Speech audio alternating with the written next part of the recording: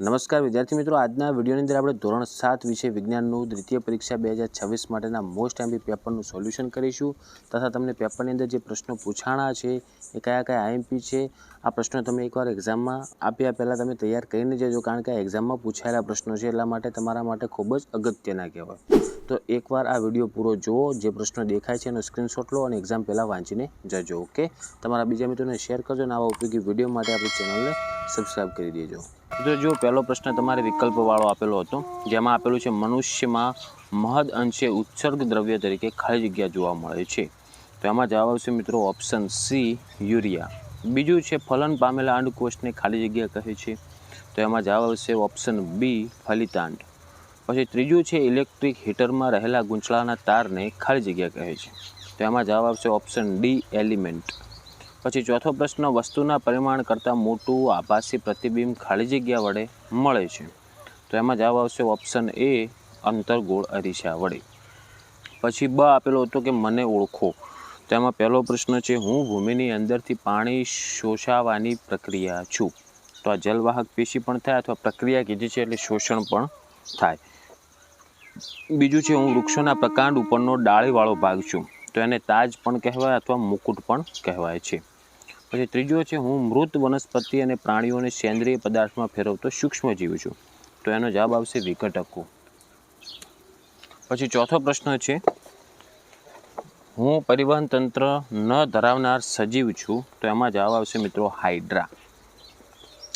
પછી બીજો છે તફાવત આપણે આપવાનો હતો, એમાં પહેલું આપેલ છે એકલિંગી પુષ્પો અને દ્વિલિંગી પુષ્પો, તો એમાં જુઓ હું વારાફરતી એકલિંગી પુષ્પોનો પહેલો મુદ્દો બોલીશ, બીજો દ્વિલિંગીનો, એવી રીતના બે મુદ્દા બોલવાનો છું, તો તમે શાંતિથી સાંભળી અને સોલ્યુશન કરજો। તો પહેલાં જુઓ મિત્રો, એકલિંગી પુષ્પોમાં માત્ર નર અથવા માદા પ્રજનન અંગો હોય છે, એમાં ફક્ત કાં તો નર હોય અથવા માદા પ્રજનન અંગો હોય। પણ દ્વિલિંગી પુષ્પોમાં જુઓ નર અને માદા બંને પ્રજનન અંગો હોય છે। ઓકે, પહેલાંમાં કાં તો નર હોય કાં તો માદા હોય, આમાં બંને વયના પ્રજનન અંગો હોય છે। બીજા મુદ્દામાં આવશે કે એકલિંગી પુષ્પોમાં પરાગનયન માટે અન્ય પુરુષો પર આધાર રાખે છે અને દ્વિલિંગી પુષ્પો સ્વયં પરાગનયન કરી શકે છે। ઓકે, પછી બીજો પ્રશ્ન છે જલવાહક પેશી અને અનવાહક પેશી। તો પહેલો મુદ્દો જલવાહક પેશી માટે આપણે કે જલવાહક પેશી મૂળથી પાણી અને ખનિજ ક્ષારોનું વહન કરે છે, અનવાહક પેશી પર્ણોથી તૈયાર થયેલો ખોરાક વનસ્પતિના અન્ય ભાગોમાં પહોંચાડે છે। પછી બીજા મુદ્દામાં લખવાનું કે જલવાહક પેશીમાં કોષો જાડા અને મૃત હોય છે, જ્યારે અનવાહક પેશીમાં કોષો જીવંત હોય છે। પછી આપણે જોડકા જોડવાના હતા, પહેલું આપેલ છે ક્રિશ્ચિયન ઓસ્ટેડ, તો એનો જવાબ આવશે મિત્રો ઓપ્શન સી કે વિદ્યુત પ્રવાહની ચુંબકીય અસર। બીજું છે આલ્વા એડિશન, તો એમાં જવાબ આવશે એ વિદ્યુત બલ્બ। પછી બીજું જોડકું છે એમાં પહેલું આપેલ છે પર્ણરંધ્ર, તો એમાં જવાબ આવશે ઓપ્શન બી બાષ્પોત્સર્જન, અને બીજું છે મૂળ રોમ, તો એનો જવાબ આવશે ઓપ્શન એ પાણીનું શોષણ। પછી ત્રીજો પ્રશ્ન આપેલો છે આપણે વર્ગીકરણ કરવાનું હતું કે બહિર્ગોળ અરીસા અને અંતર્ગોળ અરીસામાં વર્ગીકૃત કરવાનું છે, તો તમને નીચે એના ઉદાહરણ આપેલ છે, કયા અરીસામાં આવે આપણે જણાવવાનું હતું। તો જો તમને જણાવી દઉં કે પહેલું આપેલ છે રિયર વ્યૂ મિરર, તો મિત્રો આ આવશે બહિર્ગોળ અરીસામાં। પછી બીજું છે મોલમાં રિસેપ્શન આગળનો અરીસો, તો આ આવશે મિત્રો બહિર્ગોળ અરીસામાં।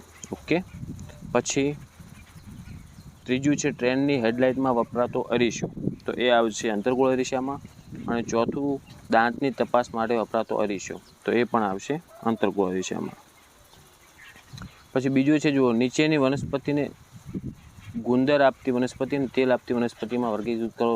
જુઓ પહેલું આગળ જે બહિર્ગોળ અરીસાવાળું, તો એમાં થોડીક મિસ્ટેક છે કે મોલમાં રિસેપ્શન આગળનો અરીસો એ અંતર્ગોળ આવશે અને જે દાંતની તપાસ માટે વપરાતો અરીસો છે ને એ બહિર્ગોળમાં આવશે। ઓકે, પછી નીચેની વનસ્પતિ જે આપેલ છે એમાં ગુંદર આપતી વનસ્પતિ અને તેલ આપતી વનસ્પતિમાં વર્ગીકૃત કરવાનું હતું, તો જુઓ લીમડો તો ગુંદર આપતી વનસ્પતિમાં આવશે, બાવળ તો એ પણ ગુંદર આપતી વનસ્પતિમાં આવશે। પછી લવિંગ તો એ આવશે તેલ આપતી વનસ્પતિમાં અને ખેર પણ તેલ આપતી વનસ્પતિમાં આવશે, અથવા એવું પણ થઈ શકે ખેર ગુંદરમાં આવશે અથવા લીમડો, કારણ કે લીમડાની જે લીંબોળી હોય છે એનું તેલ બને છે, તો લીમડો ગુંદર પણ આપે છે અને લીંબોળીનું તેલ પણ નીકળતું હોય છે, તો લીમડો તેલવાળામાં પણ આવી શકે છે। ઓકે, પછી ચોથો પ્રશ્ન છે કે આપણે ટૂંકમાં જવાબ આપવાના છે. પહેલો છે એમાં આપણે રક્તદાન શા માટે કરવું જોઈએ? તો મિત્રો એનો જવાબ થશે આપણે રક્તદાન કરવું જોઈએ કારણ કે જે જરૂરિયાતમંદ લોકો છે એમને જીવન બચાવવામાં મદદ કરે છે. બીજો છે બીજનો ફેલાવો વનસ્પતિને કઈ રીતે ઉપયોગી છે? તો એનો જવાબ આવશે મિત્રો કે બીજનો ફેલાવો નવા સ્થળોએ ફેલાવવામાં અને વનસ્પતિની સંખ્યા વધારવામાં મદદ કરે છે. ત્રીજો છે આવર્તનીય ગતિના 2 ઉદાહરણ આપો. તો એમાં એક તો લોલકની ગતિ અને ઘડિયાળના લોલકની ગતિ, આ બંને એના ઉદાહરણ લઈ લેવાના. ચોથું છે જાહેર જગ્યા ઉપર સ્વચ્છતા જાળવવા માટે આપણે શું કરીશું? તો એના માટે મિત્રો આપણે કચરો કચરાપેટીમાં નાખીશું અને ગંદકી કરીશું નહીં. પછી વૈજ્ઞાનિક કારણો છે જે તમારે તમારા પાઠ્યપુસ્તકમાંથી પૂછાયેલા છે એ પ્રમાણે તમારે લખવાનું હતું. વાહનોની હેડલાઇટમાં અંતર્ગત આયુષ્ય વપરાય છે. જંગલો પૃથ્વી પરના લીલા ફેફસા છે. જો આ તો એકદમ ઇઝી છે કારણ કે જુઓ જંગલો પૃથ્વી પરના લીલા ફેફસા છે કારણ કે જંગલો આપણને શું કરે? શુદ્ધ ઓક્સિજન આપે છે અને કાર્બન ડાયોક્સાઇડનું દિવસે શોષણ કરે છે અને ઓક્સિજનની સંખ્યામાં વધારો કરે છે.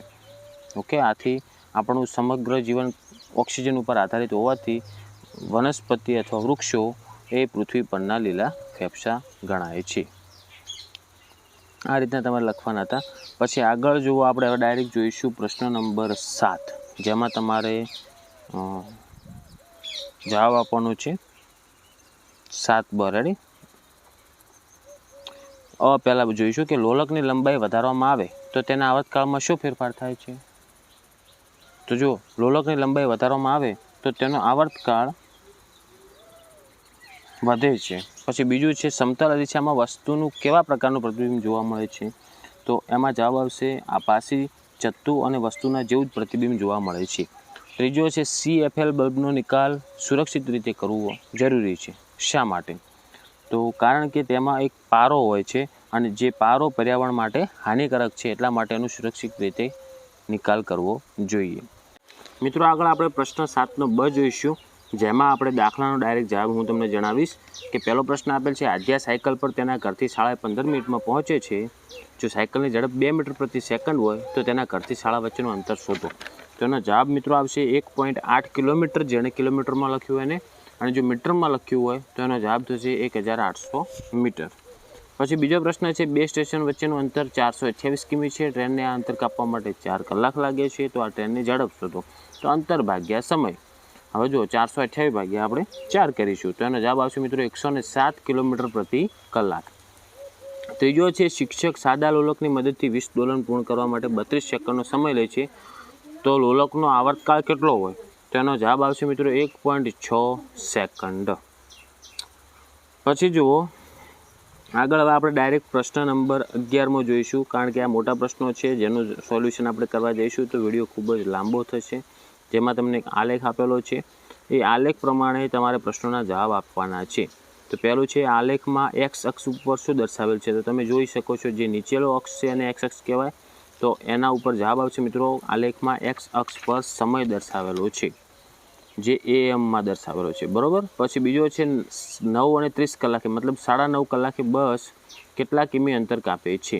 તો સમય તમે જોઈ નાખો 9:30 અને એનું અંતર ઉપર એક્ઝેક્ટલી જોઈ નાખો તો એનો જવાબ આવશે મિત્રો 70 કિમી અંતર. ઓકે. પછી ત્રીજો પ્રશ્ન આપેલો છે કે બસને 30 કિમી અંતર કાપતા કેટલો સમય લાગે છે? તો 30 ઉપર તમે જોઈ શકો છો 8 થી 8:30 થઈ, વચ્ચે 30 કિલોમીટર અંતર કાપ્યું, મતલબ કેટલો ગેપ આવી કે 30 મિનિટની ગેપ આવી. તો એનો જવાબ આવશે 30 મિનિટનો સમય લાગે છે.